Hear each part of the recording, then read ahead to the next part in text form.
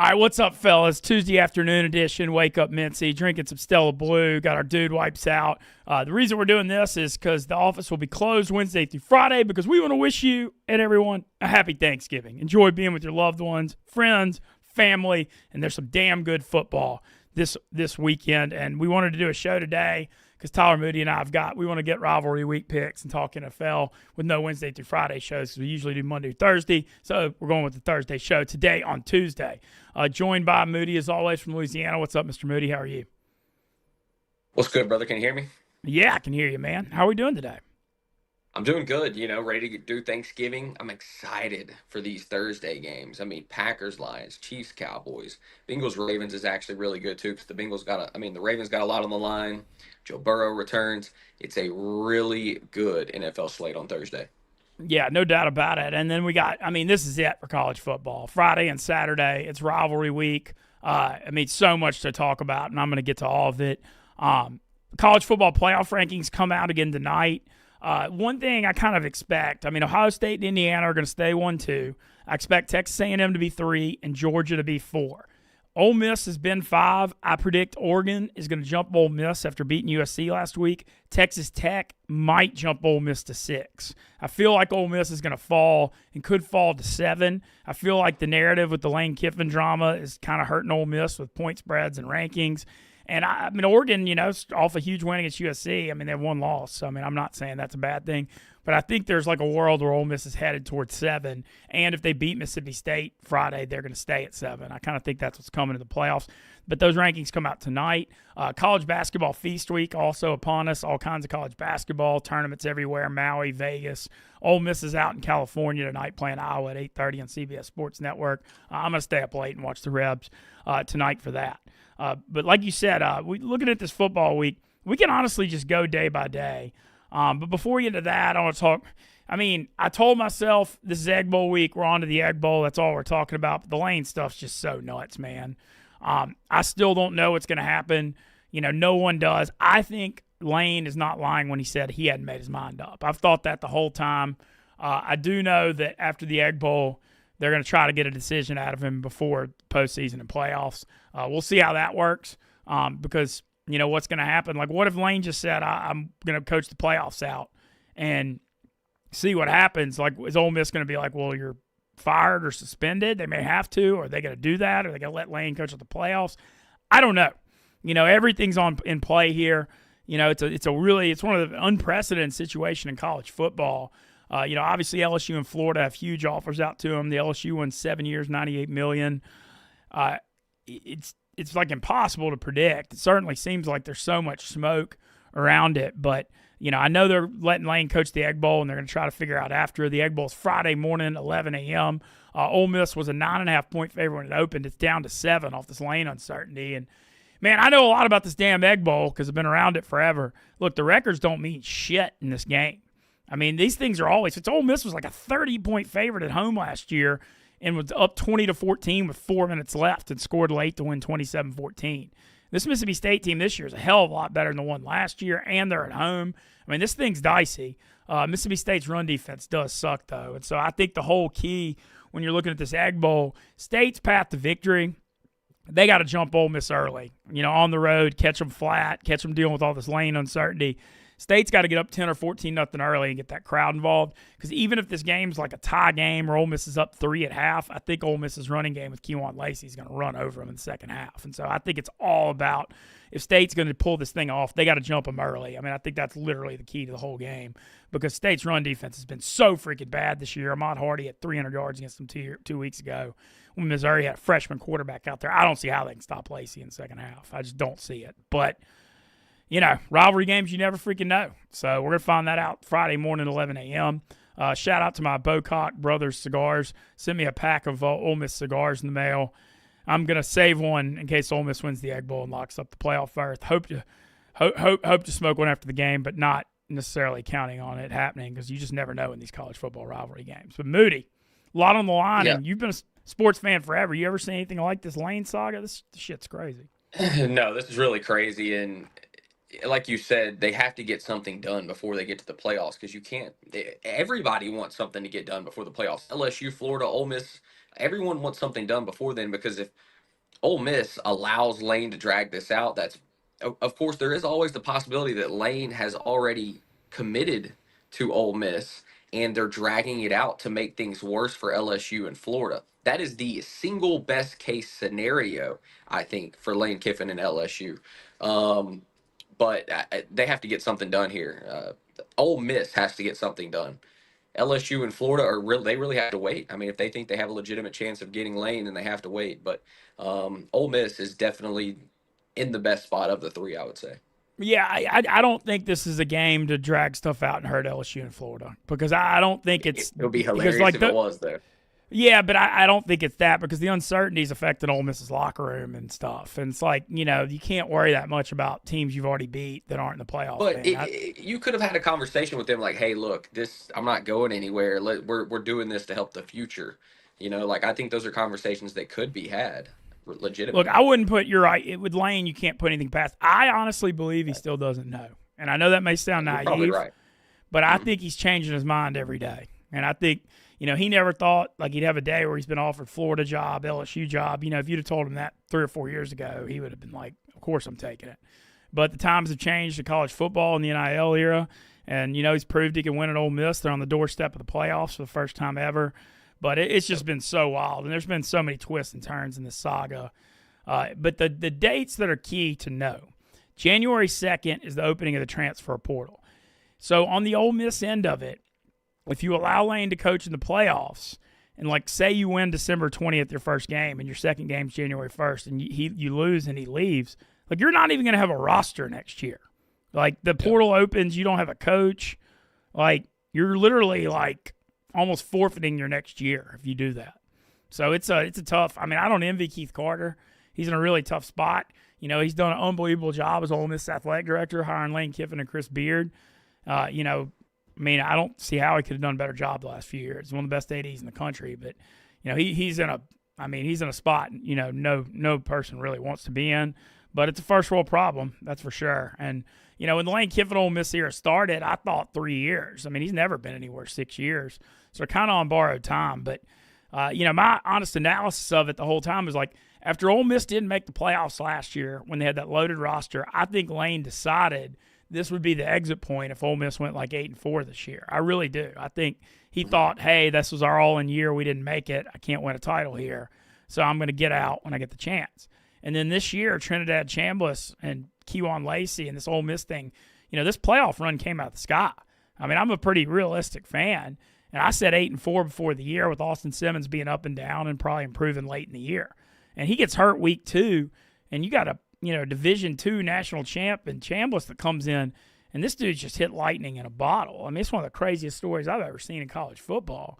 And, it changed everything. And just things broke right, won a bunch of close games. And, the offense has been dynamic with Chambliss and Lacey. And, defense has improved as the year's gone on, even if the defense last year had way, way more talent. Last year you had a top 3 unit in the country. This year it's like top 40. But Pete Golding's still done a good job piecing it together with only 2 returning starters. And here you are. You're playing your arch rival on their home field. A win. You're going to the college football playoffs, hosting a home game that'll probably bring in like $30 million for Oxford in the revenue. It's just crazy. And then you don't even know if your coach is going to be coaching it.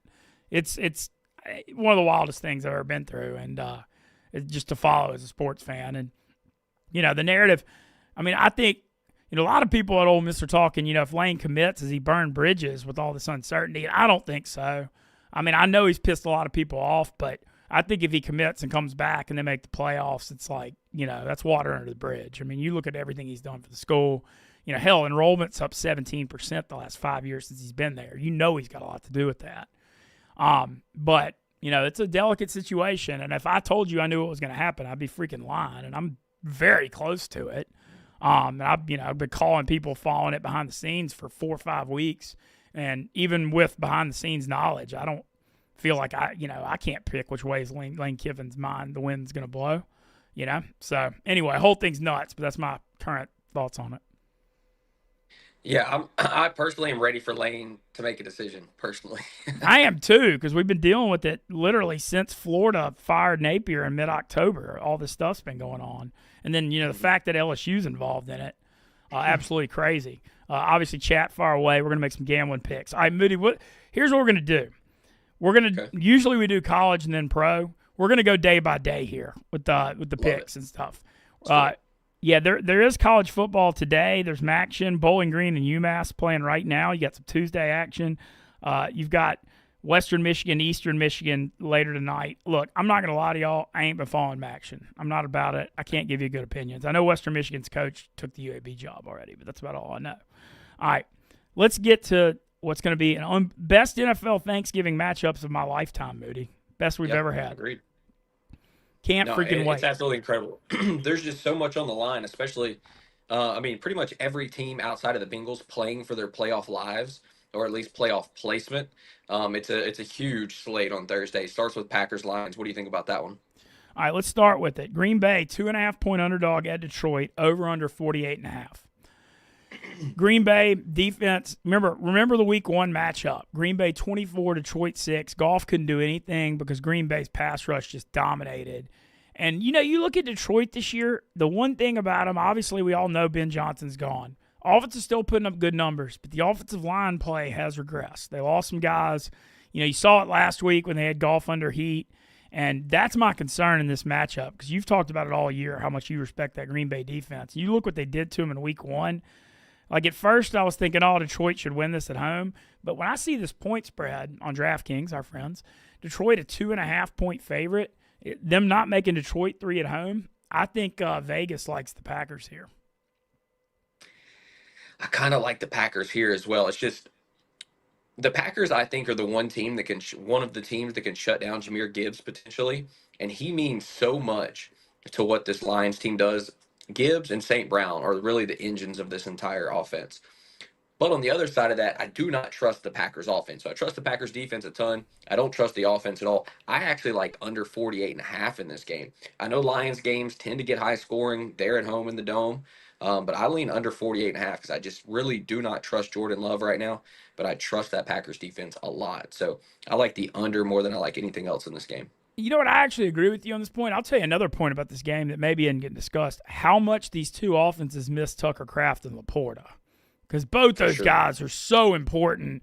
And you've seen Green Bay's offense since Kraft has been out. Remember what they did to the Pittsburgh Steelers on the Sunday night when Kraft had like 140 yards? They hadn't been the same without him. And Laporta's that safety valve. And when you look at Goff, Goff is such a great precision passer, but he's not mobile. And with Green Bay can get a pass rush, that's the way to cause problems with him. And him not having his tight end safety valve is a huge loss. So I actually like what you're saying there on the under. And I don't have a strong reason in the game. We just haven't seen anything from Jordan Love the last month and a half that has made you feel good about him. Now, in his defense, he usually starts to pick it up right about now and plays really well down the stretch. So that would make me lean to the Packers in this game, assuming that I'm going to get that Jordan Love down the stretch. But I need to see it before I can believe it. So for me, I just feel like the under 48.5 is the best play here. And a lot of people are going to look at the over in this game because the Lions have been scoring a lot. Their defense has been average most of the season. I think a lot of people will be on the over. I like the under. I like it too. Another thing, division game, rivalry game, like they're playing at the top. This is his huge playoff implications. Both defenses are going to play their asses off in this game. So I'm inclined to take the under with you. All right, next game, Moody, Kansas City Chiefs at Dallas. God, what a fun matchup, man. KC 3.5, 52.5 total. All these Cowboys games, I know the Arizona Monday night game was bad when they lost at home to them, but the rest of the Cowboys games at home this year have just been, think about these games. The Russ Wilson 450 week 2 that the Cowboys won in OT, the Green Bay Dallas 40-40 game. The Cowboys blew out the Commanders. It was like 45-24. Dude, these games get buck wild in Dallas. And, they come back from a 21-0 deficit against Philly last week to win 24-21. I think you can't have a more entertaining matchup on Thanksgiving. Patrick Mahomes being from Tyler, Texas by Dallas, a little bit of a homecoming for him. Dallas allows I know the defense is definitely playing better since they got Quentin Williams and Logan Wilson, and they're getting a little healthier, but they're still bad. I do think they've gotten a little better.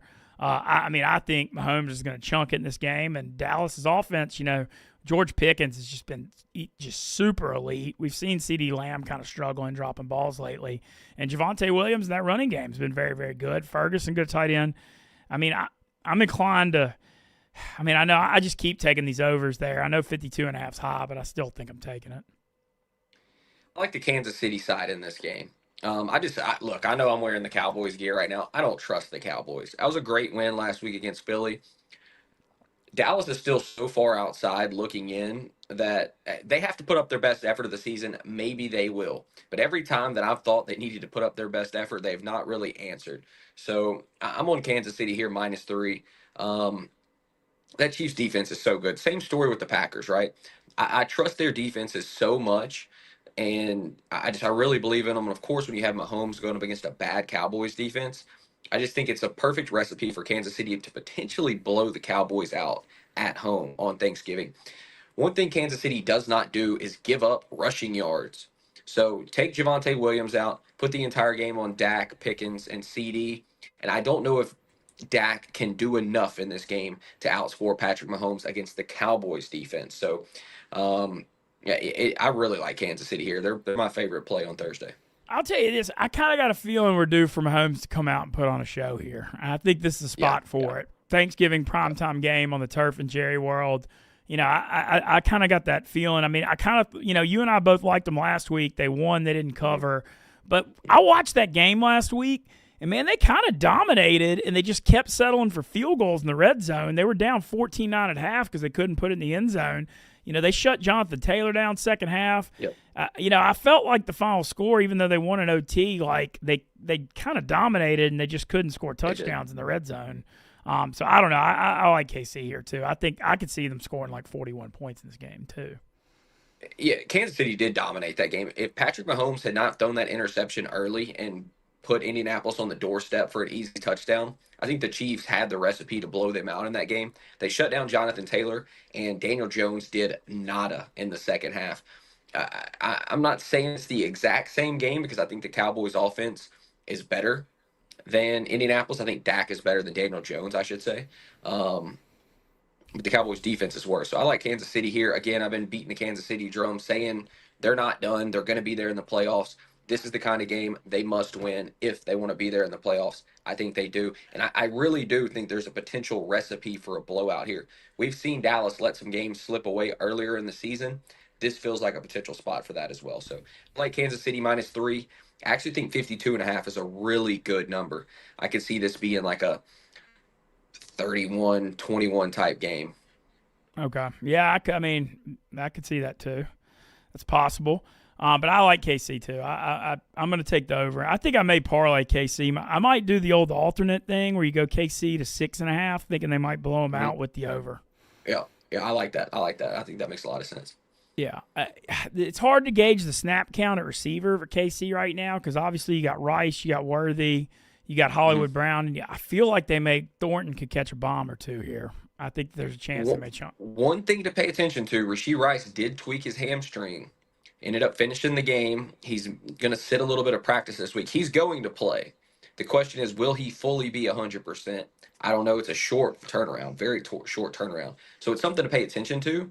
I think Xavier Worthy is a really good play in this game, though, if you're looking at it from a DFS standpoint. Yeah, Worthy also University of Texas guy going back to Dallas. Probably going to be pretty hyped up. I mean, everybody's going to be hyped up. It's primetime Thanksgiving playing in Jerry World. It's just this is a spot to show out if there ever was one. 100%. A couple of things in the chat real quick. Alex Gamblin Barrett says the boys really riding high right now. That's negative in my opinion. I mean, the Cowboys, every time you think they're going to get it together, they don't. Same thing can be said for Kansas City though, so I think that's fair. Yeah, but that was a big win last week for KC. There's this instinct in me after watching KC for years that their best football is still in front of them right now. 100%. It really is. And then he also said, I think he's talking about Mahomes here, dude, or he doesn't and remains mid for the season. I think maybe he means Mahomes. Mahomes has been pretty damn good this season, especially from a fantasy perspective. The one thing he's done this year that's been not so good is turn the football over. He's thrown 7 picks. Outside of that, I mean, he's almost thrown for 3,000 yards. He's got 18 touchdowns. He's run the ball like top 4 so far in the NFL as far as quarterbacks are concerned. Mahomes has played really well. The Chiefs have just turned it over in some very inopportune spots. Yeah, and the other thing was early in the year, Rice and Worthy were both out. I mean, they didn't have Rice the first 6 games, and then Worthy hurt his shoulder in the week 1. I mean, those first few games, Mahomes' legs were all they had. He was having to run a ton because they couldn't get receivers open. So I don't know, but I like KC too. The return of Joe Burrow, Thanksgiving night. These Bengals-Ravens games, Burrow against Lamar, are always incredibly watchable. Ravens -7 and 51.5 in this one. I'm excited as hell that Burrow's coming back. Jamar Chase always cooks the Ravens. You're dealing with no T. Higgins. But I do have one concern here, Moody, that's not getting addressed, and that's how is Burrow going to be rusty? Because, I mean, we've known Burrow to come off injuries, starting seasons, starting a little slow. Like, is he just going to come back and be Joe Burrow? Or because Baltimore's defense has improved a crap ton in this 5-game winning streak. They've gotten healthier. Yep. They're playing better. I don't know that, like, do we expect Joe Burrow to just come back and light him up? Or is this game one after he hadn't played since week 2? Like, I don't know. I'm a little hesitant on that. I think he plays great, but I think the Bengals defense plays poorly. They're of all the units playing on Thursday, the Bengals defense is the worst. The Cowboys was right there with them for a bit, but they've been a little better as of late. The worst unit out of all 6, offense and defense. Clearly the Cincinnati defense. I think they give up a lot of points in this game. I think Lamar and Zay Flowers have a good game. I think Derrick Henry pops off. I like the Ravens in this spot. Tough to take them to cover, though. Tough to take them to cover because there is that chance that Joe Burrow shows up and puts on a show. Like, hey, I'm back. Don't forget about me. I know Joe Flacco had a nice little run, but I'm still the Joe Cool in town. So I like the Ravens. I can't love them, though, because Joe Burrow he's a scary proposition to go against. Well, I want to say I'm about to check some props because the one thing that has to be discussed is I know that it's going to be high. Jamar Chase he's only plus 110 over 100 yards. But, dude, Jamar Chase has just – what he has done, if you go look up his stats in his career against the Ravens, it's the damnedest thing I've ever seen. And he's coming off that spitting incident. He's going to be fired up. Burrow's back on Thanksgiving night. Like, okay, I'm looking at a prop, and this is going to sound crazy. Over 150 yards is plus 565. Dude, he's done it like 4 times against the Ravens. He's gone over 200 multiple times. He cooks the Ravens. I don't know what it is. They don't know how to cover him. And you got to think without Higgins, they're going to be focused on him. But, like, I've seen enough to know that I'm willing to take a shot on Chase just going nuclear in this game. I mean, he's done it to him a bunch of times. I could see that. I also think Chase Brown has to be a factor in this game with no T. Higgins. Whether or not it's running the ball, catching the ball out of the backfield. And credit to the Bengals, they've run the ball better. The last 6 or 7 weeks versus what they did to begin the season. They couldn't run the ball for crap to start the year. They have been better. You would think Joe Burrow being back there should open up the run game a little bit more, but T. Higgins isn't there. So there's some question marks on the Cincinnati side. I think you know what you're going to get from Baltimore, but it just feels like I need to see a week of Cincinnati to really understand where they're at with Burrow back. But I do think Burrow's going to play good. Will it be good or will it be great? Yeah, I like another prop. Chase Brown's really good catching the ball out of the backfield, especially with Burrow there. And with that offensive line being bad and Burrow's coming back from injury, he's going to be worried about getting it out quick. Chase Brown over 25 yards receiving, plus 131. And, I mean, over 40s, plus 335. I could see that. Dude, he could catch 7 balls in this game. Mm-hmm. No, I'm 100% with you, and I need it. I'm in my guillotine league. We're getting deep in the season. I'm relying on Chase Brown. Need him to pop off this week. All right, let's hit the Friday game of pro, and then we'll get to college. 8-3 Chicago Bears getting 7 at Philly. Philly off a heartbreaking, just blew that Dallas game. I still can't believe they lost it. Over under 44.5. I'm just going to go ahead and tell you my instincts are going off here that Philly's going to work them. My favorite game of the week, and to be fair, I really haven't missed many outside of last week on my favorite game of the week. I like the Chiefs 3.5 last week. They didn't cover. They won the game. I love Philadelphia -7. I think this game has the recipe for a blowout. The Eagles coming off a loss to the Cowboys. They're back at home. They're going to be pissed off. The Bears are not a good team. They're 8-3, but I do not trust them whatsoever. And they're going up against one of the 3 best defenses in the NFL and the Philadelphia Eagles. I could not love Philly more. They're my favorite play of the week. I like Philly too. I think Caleb Williams is gonna have a bad game. I still just he shows flashes of good stuff, and there's been a lot to like. And Colston Loveland's really been coming on, giving him something lately, but I just don't trust him on the road in a tough game. And you look at as good as the Bears have been, and look, I'm gonna give the Bears a lot of credit. I know they've been winning ugly, but this is year 1 after losing forever. Ben Johnson's changed that culture, and they found a way. Sure. It reminds me of the 06 Saints when Peyton came in and changed it, where you were like, you didn't have the most talented team, but you were like finding a way to win all these games you always used to lose. And that's a cultural thing. I mean, you win at the Raiders, the blocked field goal, you get the long touchdown at Cincinnati after you blew the lead. You got the kick return against Minnesota. You come back from 10 down against the Giants. Look, give them credit. They've been finding a way, and that's what pro football is. Having said that, though, 8-3 does feel like an inflated record, and this is a water finding its level situation. Their wins against the Steelers, Vikings, Giants, Bengals without Burrow, obviously, the Saints, Commanders without Jalen. I don't think he played that game. The Raiders and the Cowboys, who were trying to figure it out then. They have one what I would call quality win. I mean, if you even want to call it that. I mean, Steelers last week, if you want to call that quality, that's quality. I don't think the Cowboys are really that quality of a win. So they have not beaten. I know Minnesota hadn't been great, but winning on the road in the division still counts as something to me. That does mean something. It's just, I mean, J.J. McCarthy looks atrocious. Yeah. You know what I mean? So, like, I want, if they find a way to win this game, they will make me much more of a believer. But they have a daunting stretch coming up. Eagles, Packers, Browns, great defense. Packers, 49ers, Lions. I could see them losing 6 of those games legitimately. They could end up 9, 10 and 6 when this thing's 9 and 8. I mean, I think it's possible. I think it's possible for them to lose 5 of those games. I really, really do. I do too. All right, back to college. We already talked about the Egg Bowl. Ole Miss is 62.5. I know State's been playing shootouts all year, but I think 62.5 is high in a rivalry game. I just feel like that's a high total. Because, I mean, these games, and I'm remembering last year, the 27-14, I feel like 62.5 seems awful high here. And I lean the under. I'm not really big on Ole Miss -7. Like I said, I'm just worried about rivalry game on the road. I mean, I do think Ole Miss pulls it out, but like I'm just my gambling style though. I don't like taking road favorites in rivalry games. It's just kind of like a thing for me. We also got other Friday games. Utah by 11.5 at Kansas. Moody, I doubt you watched it, but the Utah-Kansas State game last week, Utah won 54-51. I mean, it was just insane how wild it was. Yeah, our boy Chadwick popped in here yesterday, and right as we were closing out the show, talked about how crazy that game was. I personally didn't watch it, but he made it sound like it was a barn burner. Yeah, that's up against the Egg Bowl, but I feel like the Egg Bowl is going to have all eyes on it with the Lane Kiffin thing. Other Friday games, we got Iowa by 6 in Nebraska. Look, Nebraska's dead, dude. I mean, they lost by 30 at Penn State last week since Raiola got hurt. I mean, I'm not normally, like I said, I don't take road favorites, but Iowa, when you're, I don't know. I think Iowa's going to come in and win this game pretty, like 24-10, something like that. I just don't see Nebraska with a backup quarterback fighting them against that defense. Iowa, they mean business in a boring way. They always do. Yes. Yeah, that's well said. Well said.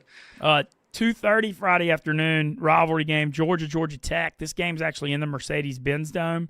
So there's a lot of talk about this. Georgia Tech not playing this game on their home field. Georgia Tech got paid $12 million to move this game to the Mercedes-Benz Dome. Wow. Can't blame them for that. I'll take the $12 million. Is it possible for Georgia Tech to lose this game, lose the ACC championship, and be out of the playoff? Man, so Georgia Tech is actually, Moody, after losing to Pitt. They're not. That's right. No, they lost. No, right now the ACC championship is SMU and Virginia. Georgia Tech is falling off. That's right. My so instincts, it's a must-win game, essentially. Yeah, it is. This is one of those things about rivalry games, though. Do you remember this game last year? They went to 8 overtimes. Yep. I feel like Georgia looks like an obvious pick with Georgia Tech falling off, but Georgia Tech, under Brent Key, man, when they're a big underdog, they always fight, and I like Georgia Tech here to cover. I don't know if they'll win, but I think they'll fight in this rivalry game. I really do. And I think it's a spot where the public's going to be all over Georgia, and this is just, I'm a home dog guy in the rivalry games, and I know it's in the Mercedes-Benz Dome, but I feel like Georgia's looked so dominant lately, and everybody's going to be on Georgia. And it being under 2 touchdowns, 13.5, I kind of like Georgia Tech. I think they'll fight here. I mean, it's rivalry games are like that. And I love that. And Haynes King's a warrior quarterback. He'll keep him in it. I don't have an opinion. I just think it's a really cool thing that essentially we have like a mini bowl game or playoff game here because Georgia Tech has to get this win. And if they beat Georgia, they probably deserve to have some consideration to find their way in at the back end. But it's definitely a must-win spot. Yeah, I don't think they can get in now because it's just that this year is different than last year. It's just really crowded with these 2 lost teams. And like Georgia Tech, yep. I know beating Georgia would be such a big win. But, man, you get blown out at home by Pitt the second last week of the year. You lost at NC State. I mean, the Georgia win would be their signature win. But I thought their only path to actually making it was win the ACC championship, and that looks like it's out now. So I don't think even a win gets them in. But look, they're still going to be fired up as hell to play their arch rival. There ain't no doubt about it. Then how about this one, Moody? 6:30 Friday night. Texas A&M by 2.5 at Texas, over under 51.5. It's that 2.5 point road favorite line I always tell you about that's sketchy. Texas, Arch Manning played his best game of the year last week, albeit against a JUCO defense in Arkansas. He threw for like 389 yards. That Georgia game, though, a couple weeks ago, they got blown out 35-10. That thing was 14-10 early in the fourth, and Georgia scored, and they kicked that onside, and the game got away from them. But that game, it was a little deceiving for a 35-10 score. I mean, it was a close game into the fourth. And I know you've been saying all year that Texas is improving. What do you think happens in this game? As someone who grew up liking Texas A&M, this to me, this is the biggest rivalry game in college football. That's how I personally view it.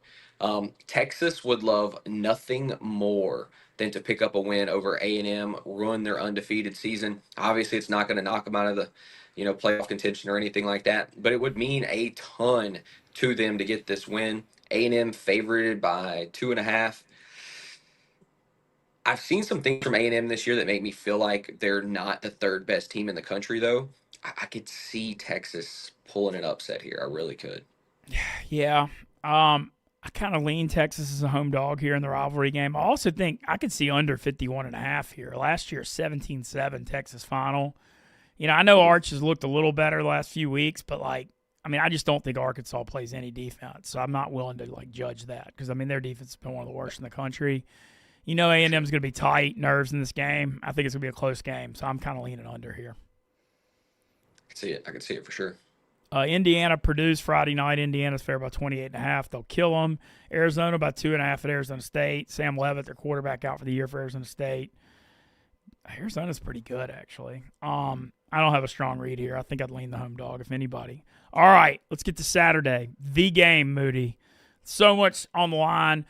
Big Noon, Fox will be at Michigan. Dave and Big Ev will be streaming it right after. Do you know what's on the line for Tate on Saturday? Yeah, he's got to walk to Ann Arbor, correct? From Columbus with third base. It's 214 miles. It's 8 days straight of walking marathons. It's insane. I don't think Ohio State loses this game, but I said that last year as well when we were doing this on Wake Up Mintzy. I was wrong then. I could be wrong now. I don't think Michigan is that good. I think Ohio State's defense handles business. They make it tough on Underwood. He's going to have to play his game of the year. He's going to have to make it finally look like the money that was spent was worth it. I don't think that's going to be the case. I think Ohio State finally gets that monkey off their back and beats Michigan. There's some concerns I have here for Ohio State in this game. All right, and let me name them. They don't run the ball that well this year, and last year you had Travion, you had Judkins. The running game was just unbelievable. But this year, it's not. The running game's not necessarily what it's been. They're like 70th in the country in rushing.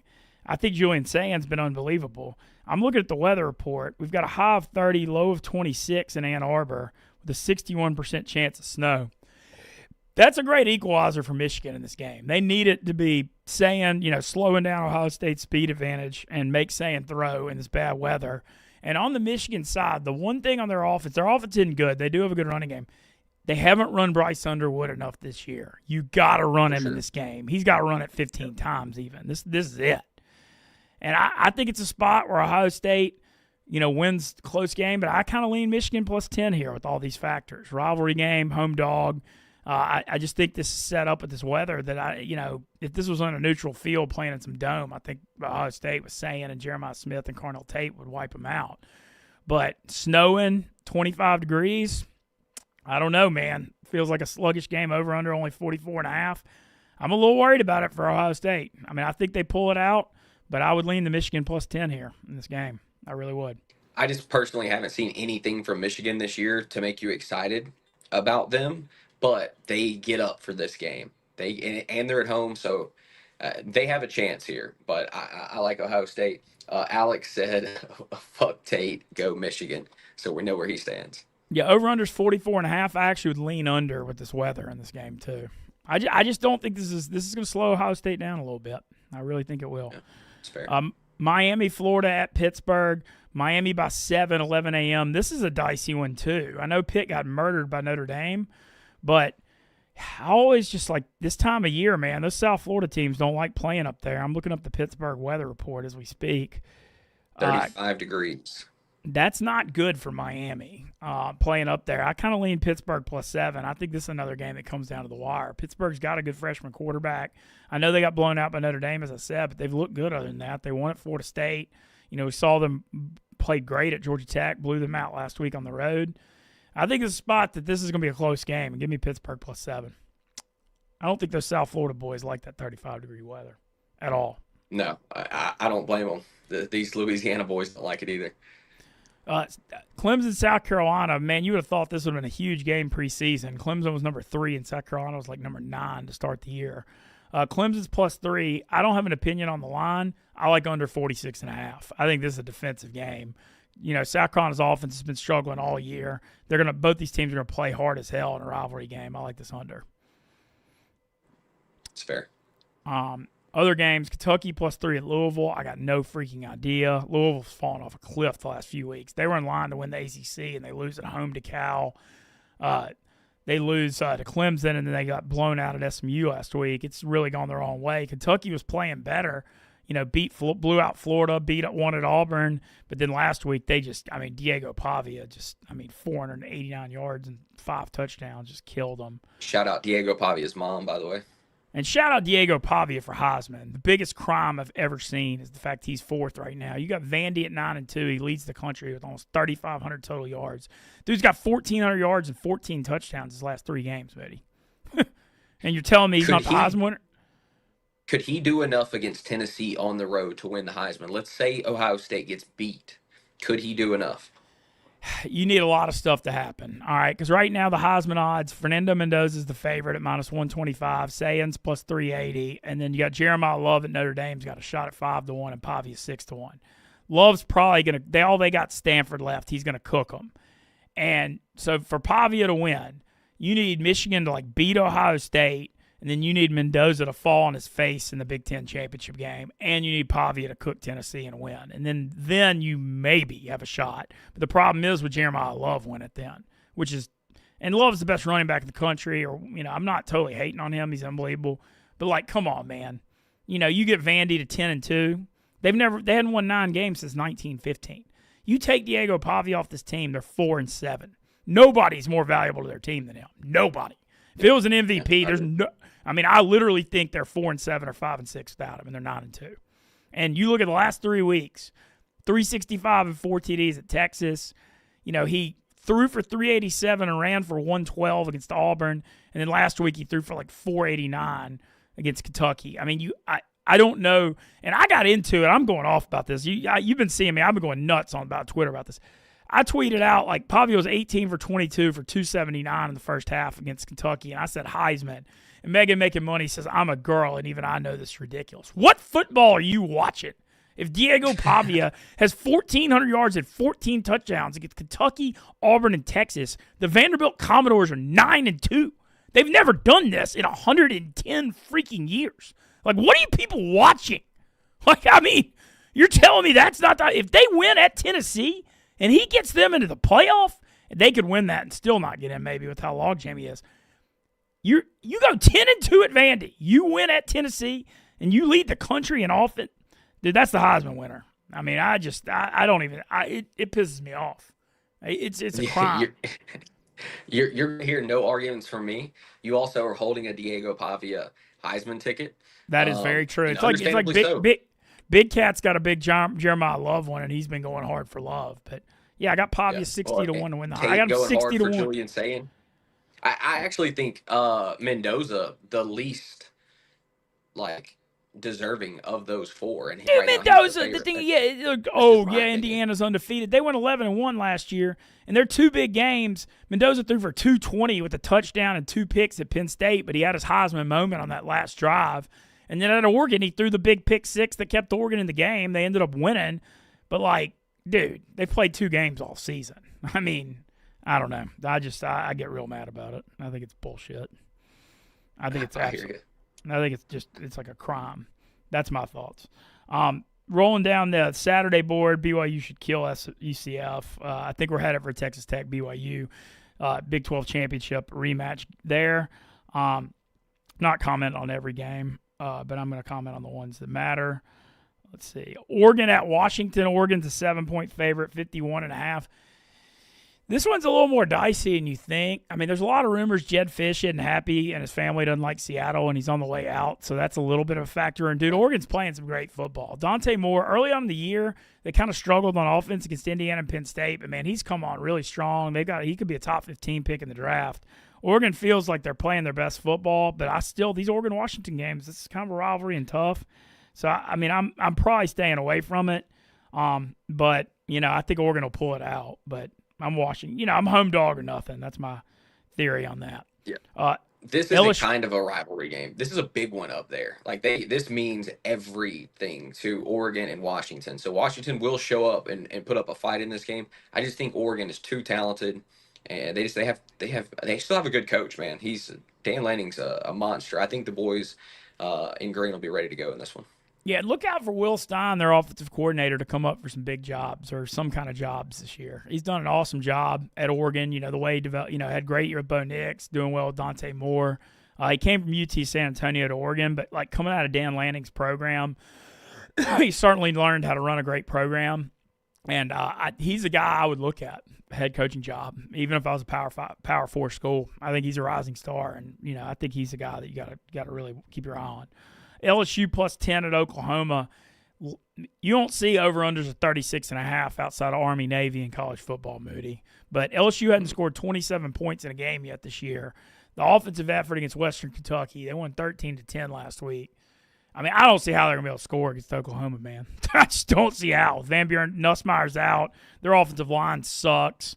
Oklahoma's defense, one of the top in the country.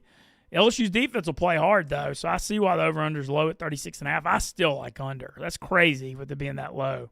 But I just don't see how LSU can score more than 10 or 13 points in this game. And what I've seen out of LSU, even since Kelly's been gone, they're playing their asses off for Blake Baker on defense. I mean, they played great on D at Bama, lost 20-9, beat Arkansas 23-22, allowed Western Kentucky to 10 last week. They're going to play their hearts out on defense. And, Mateer makes plays with his legs and throwing. He's good, but Oklahoma doesn't really have, too many speedy playmakers. They got the one receiver, number 5, is good.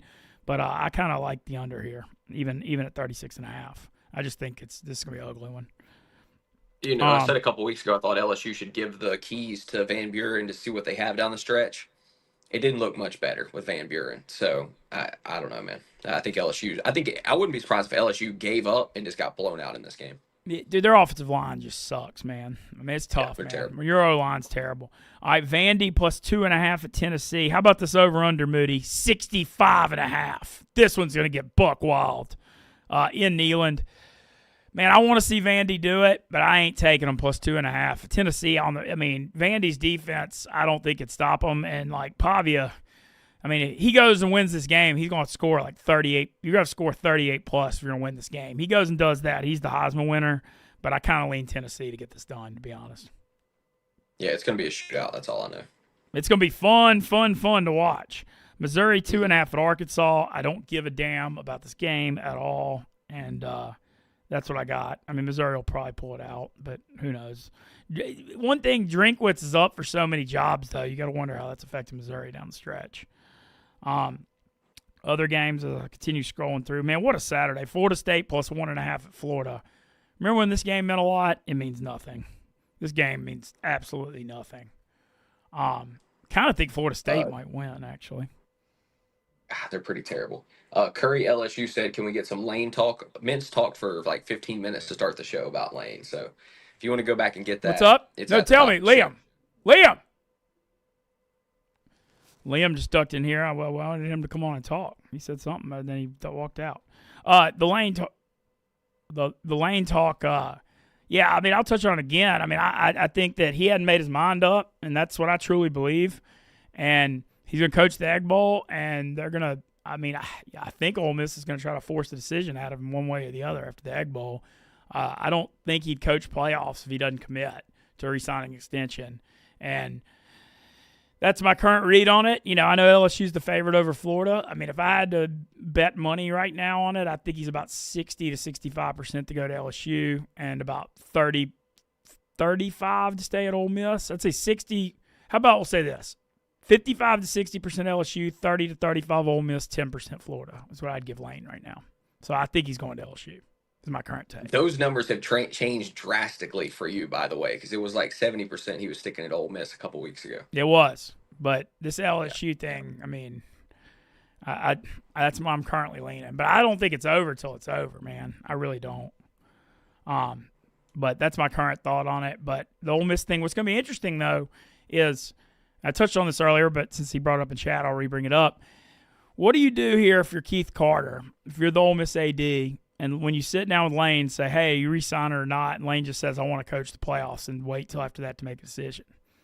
What do? You fire him? Do you suspend him? Like, Lane's been playing hardball here. Like, can you do that? No, you cannot do that. You don't think you can do that? Well, because then you completely piss him off, and it's like you guarantee him walking out the door if you do that. You run your potential. I mean, who knows? Maybe the team steps up without him, but you guarantee then that he's walking out the door. I feel like. The problem is the way the calendar's set up, though. If you say, okay, you can coach the playoffs, and like Ole Miss wins a home game, and then you lose the quarters like on New Year's Day, the portal opens January 2nd, and he leaves, you don't have a coach. You're not going to have a roster next year. I mean, you're not even going to literally have a roster. Like, you're just like, hey, we're 3-9 next year. It almost like reminds me. Let me throw you this scenario. Would you be okay with winning the national championship, Lane leaving, and you have no roster next season? Yes, 100%. Winning a national championship is a once-in-a-lifetime thing. I'd take 5 3-9 years if you win the national title. I would be like, that's the only thing in sports on my bucket list I hadn't seen is Ole Miss to win a national championship in football. I'm willing to suffer like I'm suffering with the Saints right now after their Super Bowl. I'm willing to go to that level if Ole Miss won a title. I really am. But I don't know if they'd win a national title. You know what I'm saying? Yeah, find out. Okay, let me see if there's any more college football. I think that may be it. What's Saturday night? We had LSU, Oklahoma, Vandy, Tennessee. Let me double check. Alabama, Auburn. That's really the only one. Oh, yeah, we'll talk about Bama, Auburn. Bama by 6, 46.5. I like Auburn plus 6 in this game. I feel like Bama's running game has been non-existent the last few weeks, and their offense, they scored 20 against LSU. They beat South Carolina in overtime. You saw Oklahoma beat them in the fourth. Their offense is just not really playing that well, and Auburn all year has been playing hard on defense. Pavia cooked them, but the defense has played good the rest of the year. Moody, this rivalry, when these games are at Auburn, it doesn't matter how good or bad Auburn is, these games go to the wire every time, and I think that's what's happening again. If push came to shove, I think Auburn they've been losing close games all year. They just don't know how to close out and win, and I think Bama just like kicks a field goal at the end to beat them. But I think it's going to be a hell of a close game, and I like Auburn plus 6. I really do. Every time it feels like Auburn's season is going nowhere, they show up for this game. So I would not be surprised to see it once again. No, they're going to fight. UCLA plus 22.5 at USC. Got nothing. I do want to give a shout-out to friend of the program, John Sumrall, whose name's up in a lot of rumors right now. Tulane, with a win over 1-10 Charlotte, will be hosting the American Athletic Conference Championship game in New Orleans on Friday night, December the 5th. And, Sumrall, with a win here, four years as a head coach, 4 conference championship games. Won 2 Sun Belt titles at Troy, lost in the AAC championship at Army last year. Beast. Roll MF Wave. Much love for Coach Sumrall. Close friend of the program. Notre Dame's by 32.5 at Stanford. I mean, they're going to kill them. I feel like they're going to try to – it's interesting because do you let Jeremiah Love play a lot trying to get him the Heisman, or you just get him out of there when you get up because you're worried about playoffs? That's going to be an interesting debate. For Notre Dame in that game. I feel like they're more worried about playoffs than his Heisman run, but that's my instincts. But definitely like some home dogs. Moody, we had such a great NFL Thursday and Friday with Bears-Eagles. Sunday, not the best, but we do have a great one to talk, interesting one to open with, and that's Indy by 4.5 at home over Houston and 44.5. Houston, 0-3 start, 6-2 in their last 8, and one of the top 3 defenses in the NFL. What kind of chance do you give them against Indy?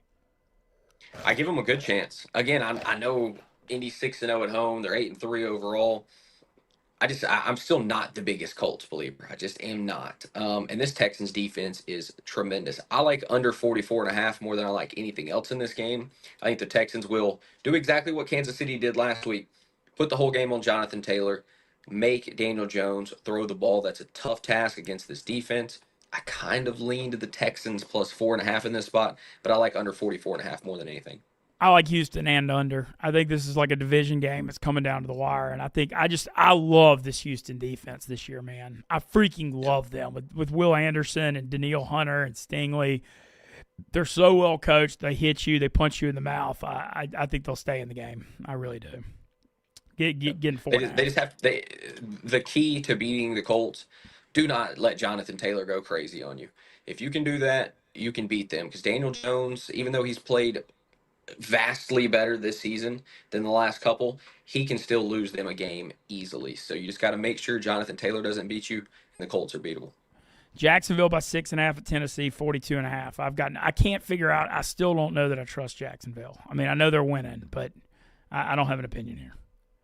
Yeah, it's pretty much exactly what we said last week, right? Like, they're just so inconsistent. They should win this game, but 6.5 on the road, like, Trevor Lawrence has thrown 11 interceptions this season, and a lot of times they're very inopportune. If he has a couple of those in this game, the Titans could cover. Rams by 10.5 at Carolina, 44.5. Rams best team in the NFL. We've been on it. You and me are on it. Super Bowl from preseason. This one still reeks of a trap one, though, to me. I know Carolina could not have looked worse on Monday Night Football, but they are 500, and they have been pretty good at home this year other than that Saints game. And I've seen this workmanlike effort out of the Rams historically where they go on the road and they just win this game by like 7-10. And, I mean, I know they're way better, and I don't want to go against them, but I'm not saying I'm taking the Rams here either. I think they win, but I don't know. You're coming off a big win Sunday night, cross country. I think you just go and get out of here with the win kind of thing. If the Rams get a lead, Carolina is going to score like 10 points in this game. If they can stop the run and put it on Bryce Young, that Rams pass rush is going to eat him and the Panthers alive in this game. I hear what you're saying about a trap. It does feel that way a little bit, but looking at it straight up, the Rams pass rush should dominate this game. I do not trust the Panthers. I don't know how they're 6-6. They're more fraudulent than the Bears 8-3. Like, I like the Rams. 10.5 is a perfect line by Vegas, though, but I'll still take the Rams.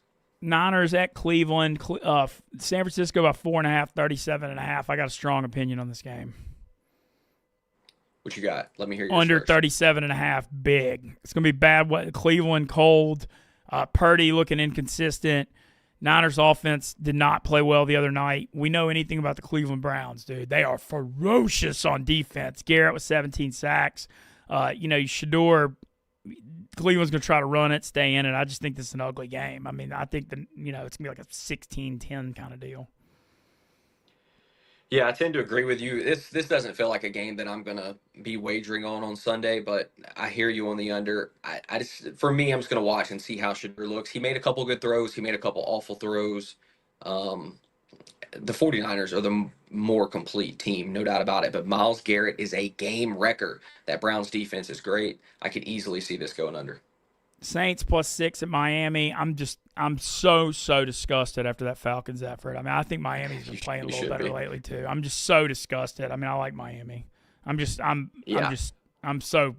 over it, dude. I mean, like that when you lose at home to your arch rival with the backup quarterback without their superstar receiver by 2 touchdowns. I really think Sunday was like the all-time low of being a Saints fan because so much of the Saints fandom is the dirty South rivalry. When you let a withered 3-win Atlanta without their core, I mean, I'm at my wits end on it. I will give you at least my opinion here, and maybe it'll cheer you up a little bit. I think Tyler Shuck is going to have time to throw the football in this game, and I think he plays decent. I think the Dolphins win. I think this game goes over 41.5. The Dolphins offense coming off a bye week looked pretty good the last few weeks going into the bye week. I think Waddle has a big game. I think Achane has a monster game. Yeah. I think this goes over 41.5, though. I think the Saints play competent in this game because Miami's defense is not good. They do not have a pass rush. I think that, they have Chubb, but that's really about it at this point. I think I think this goes over 41.5. All right, Arizona +3 at Tampa. We don't know Baker's status yet. 44.5. It's hard to pick it without knowing Yeah, Baker. the thing with Baker is they're saying it's more about pain management. Knowing Baker Mayfield, he's a gutsy ass player. He probably plays in this game. Arizona's 3-8, but they're playing everyone tight right now. That offense looks so much better with Jacoby Brissett. Even without Marvin Harrison, they're competing. The Bucks defense is atrocious at the moment. If Baker plays, I like over 44.5. If he doesn't, I probably stay away from this game. Yeah, you can't bet overs with Teddy Bridgewater playing quarterback. I can damn sure tell you No, that. cannot do it. Everything's going to be Cannot do it. short, and they're going to run the ball. Atlanta by 2.5 at the Jets, over under 39.5. I really like the under in this game. Atlanta's still got a really good pass defense, and we got to see if Drake London's going or not. But if he's out, that offense is not. It's pretty much just Bijan, and that's all they got. I just think this is going to be an ugly one up in the Northeast. I like under. I'm not touching this game. I just hope John Mechie makes some grabs. That's really about it. I think Bijan should be able to run all over them, especially without Quentin Williams on the inside. But this is, in my opinion, the ugliest game of the week. Well, Minnesota +10.5 at Seattle, 41.5. We don't know. J.J. McCarthy got a concussion. I mean, he would have had a better passer rating if he spiked the ball every down than what he had against Green Bay. If he's out, Brosner, the undrafted rookie free agent, starting. I know that Minnesota won at Detroit a few weeks ago in a spot we thought they were going to get blown out. I think Seattle is going to – this is just not good for Minnesota with this quarterback situation at Seattle. And Darnold's going to be fired up to play the Vikings. I think Seattle may just, beat the shit out of them in this game. They should. The Vikings they're lost right now. J.J. McCarthy, what about all these morons out there that were like, oh, J.J. McCarthy's the next Tom Brady? Like, they're dumbasses that literally said that. This dude is not Tom Brady. He's not even close. He may not even be an NFL quarterback. And he's got a great receiver, good weapons around him, one of the best coaches in the league. The Vikings are lost right now. Seattle should whoop their ass. We've seen Seattle at home. They destroyed the Saints, and Arizona. In games they're supposed to roll at home, they were beating the Saints 38-3 in the second quarter. They were beating the Arizona 35-3 in the second quarter. I mean, we've seen a different gear against bad teams at home, and I think we may see it again here. Raiders this could +10. be that. Raiders sure. +10 at Chargers. Chip Kelly got fired. Chargers off a bye, but I just can't lay 10 with that offensive line. I can't do it. They're just so bad up front. Yeah, they're that terrible. This should be coming off a bye week. I think Omarion Hampton's supposed to be back. Supposed to be. We'll see if he plays. This is the spot where the Chargers offense should just ball out here. Obviously, Max Crosby is a game wrecker. If they can take care of Max Crosby, give Justin Herbert some time, I think the Chargers offense should get right in this spot. 9.5 is a pretty good number from Vegas here. Probably a game I'm going to stay away from, but how could you not like the Chargers? You've seen nothing to like from the Raiders. All right, Buffalo by 3.5 at Pittsburgh. I'm guessing that's the Barstool game of the week, but I don't know it for sure. 47.5. This is always the Tomlin special as the home dog. I could see it. Buffalo really needs a win after losing to Houston. I'm going to go ahead and, I may sound dumb, but I like under 47.5 in Pittsburgh. Buffalo's their receiving core is a mess right now, and I don't know. I'm just playing a hunch on the instinct that this isn't going to be a shootout with these two teams. Things have really gone sideways for them in games that Dalton Kincaid does not play. So we need to keep an eye on him and see if he plays. Obviously, last week they had no Keon Coleman either. So, if they get all their weapons back, I think you have to like Buffalo in this spot. But, again, this is something I really don't feel super comfortable making a decision on Tuesday. I want to see who all plays. Yeah, I could see a Pittsburgh money line and under parlay, like the Tomlin special here. Yep. All right, Denver by 6.5 at the Commanders Sunday night, 43.5. I like the under in this one too because the Broncos are playing football. The unders have been putting money on the board with them. Mariota's going. Commanders are banged up. I don't know if Denver covers the 6.5, but I think they go get a win here. But I like under 43.5. I think the total should be like 38.5, to be honest. Chadwick Moffat asked us earlier, who has a better defense, Broncos or Texans? I think they're indistinguishable. I think they're both incredible, but I think the Broncos are the better team because of what they present on offense. This is the game that the Broncos should blow the Commanders out, but they are not blowing people out. They're walking in sleepy or whatever it is to start a game. They're not playing football in the first half offensively. They wake up in the second half. Wouldn't be surprised to look up in the third quarter and somehow they're only up 3. They win by 10. I don't know. This is a Denver is winning football games, but they're winning every game close. This reminds you of Kansas City last year, actually, where they're getting it done, but they're not covering very much.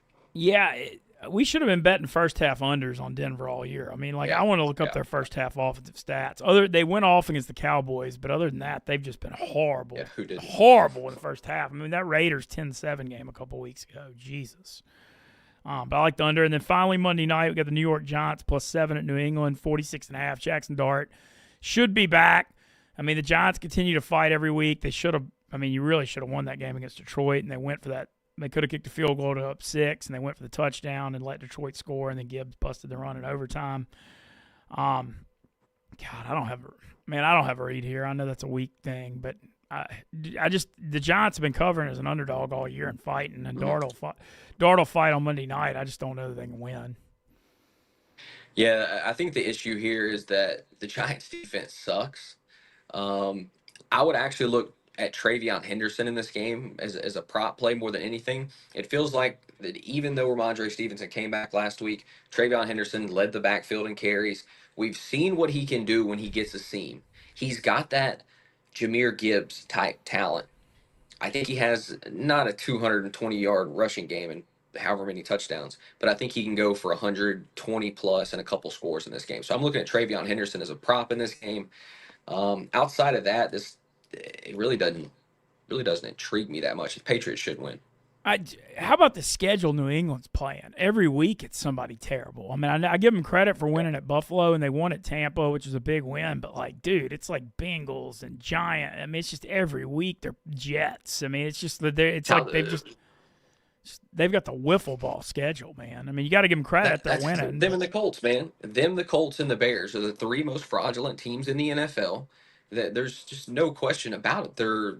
Look at their schedule. Look at the Raiders, the Dolphins, Steelers, the Panthers. They did get the win over the Bills. That is certainly their most quality win of the year.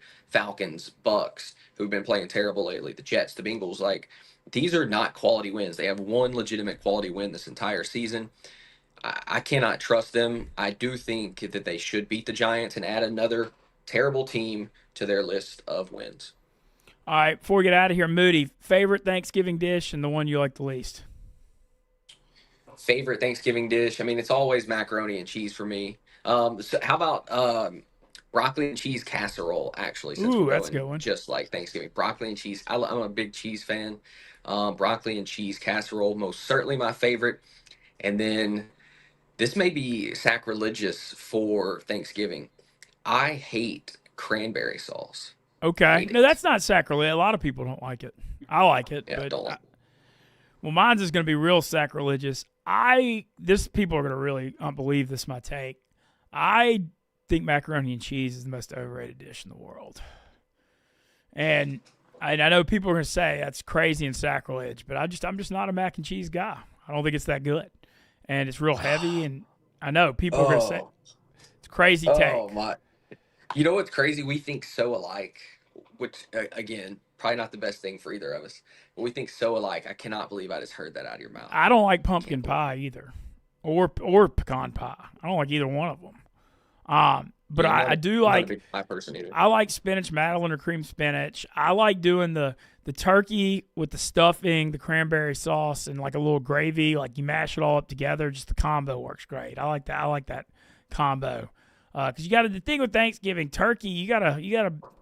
You know, it's interesting to me that turkey's the meat of choice when it's like, you know, worse than so many other meats. Like I like duck and steak and all that way more, and ham. But the thing with turkey, if you get the stuffing, you get the cranberry sauce, you got to throw a little gravy, give it a little, make it a little moist where it's not dry. Because like dry turkey's the worst. You know, it really is. But I like that mashup, and I'm excited for Thanksgiving. And you know, I'm going to be spending it up in Vernon Hills with good family friends of mine. Got a turkey trot 5K Thanksgiving morning, so I'm going to earn my Thanksgiving dinner, which is good because that's been a theme for this year, being thankful for my health. And I'm going to stay up here this weekend, Moody. I'm telling you, this Friday, the Thursday, Friday, Saturday, Sunday football, I mean, especially with the college football rivalry stuff Friday and Saturday. I mean, I'm just going to be parked in front of the TV. I will say this, though. If Mississippi State beats Ole Miss, I mean, I'm going to disappear from society. Like, I mean, you're not going to see me. I'm going to be so upset for like 2 or 3 days that this season is going to – because Ole Miss has to win this to make the playoffs. If State beats Ole Miss, I'm telling you, I'm going to lose my mind. I mean, it's going to be the worst. Would it be, let's say Ole Miss loses to Mississippi State on Friday, Lane Miss on Monday signs with LSU or Florida. Would that be your worst weekend maybe ever? It would be really, really, really, really, really bad. And it if you lose your arch rival blow in the playoffs, and then Lane specifically goes to LSU, not Florida. I mean, Florida, it's whatever. We don't play them every year. It's dealing with LSU. I mean, you lose your playoff season to your arch rival, and then you lose your coach to your other rival. That's the worst thing that could ever happen to a fan base, ever. So let's all pray that doesn't happen. I think I'm watching the game at Theory at the Ole Miss watch party with the Windy City Rebs as of now. But we will see what happens. But want to wish everyone happy Thanksgiving. Let's get a couple things from chat just real quick. Yeah, let's do it. Stone Papa Smurf said, "Is Devin Neal worth using a waiver on?" I'll ask you, the Saints guy. I kind of think so, and it's more because with the season gone, I think he's going to get more and more looks with Kamara, being older. I mean, if you're like really desperate and need a third running back, I think so. Yeah, I think it's all about how desperate you are. If you are really beat up at running back or you need a flex play, I think he is worth a look. If your roster's intact, then I wouldn't worry about it, to be honest with you. Stone Papa Smurf also said, "I'm working the parabolic mic for Pat's Giants game." He said, "I'll be watching from the sideline." That's dope. Hell Enjoy yeah. that. Hell yeah. Callie Young, "I'm the cheesiest coach." I'm sure you've seen that commercial. Yeah. The Cheez-It commercial. Yeah, it's so good. Mintz, "Are you a blueberry pie guy?" With ice cream, I like it. I'm not the biggest I used to not like blueberries, but then I've kind of gotten to where I eat them more now. They're like the oxidation. They're so healthy and so good for you. Like blueberry pie, and all pies need ice cream. You get the blueberry pie, like cobbler or pie with ice cream, I'm in. But need the vanilla ice cream with it. Do you guys like deep fried turkey? Cajun fried turkey is where it's at. I agree with them completely. Like, I don't like a boring bird. A deep fried Cajun turkey with the seasoning, that's what I'm all about. The skin, I'm in. I don't like just like a boiled, like bland turkey that is dry. Yep. So I'm in on that. In my opinion, we all, of course, being down here in the South, obviously, we get the deep fried Cajun turkey. It is, in my opinion, the best way to do turkey. I like the turducken too. You seen the turducken, the stuffed beer can? Turducken's good too. Turducken's awesome. Yeah, but that's most of what I got. But tomorrow the case race airs on the Yak. It'll be awesome. As always, tons of Barstool stuff going on. But really, just enjoy your Thanksgiving with your family and friends. I'm not gonna lie, I was in a weird mood yesterday because I'm sad I'm not getting to see my family for Thanksgiving, but I will see them for Christmas. I've got an absolutely insane December, so I'm holding back. Gonna watch football, do all that to set myself up for a big end of the year. But the older you get, the more you realize like time with your family and friends is really what it's all about. And, the older you get, the more people die, unfortunately, and not trying to get morbid, but you just got to enjoy every day. So to me, Thanksgiving, I know it's about food and football, but really it's just about being grateful for your blessings and being with the ones you love. So please remember that and enjoy that this week if I have any words of wisdom. With that note, happy Thanksgiving. Shout out Stella Blue and Dude Wipes. I definitely knocked over my Stella Blue a minute ago. But we'll be back next month. Yeah, we'll do a Monday show next week for sure. I'll take it easy.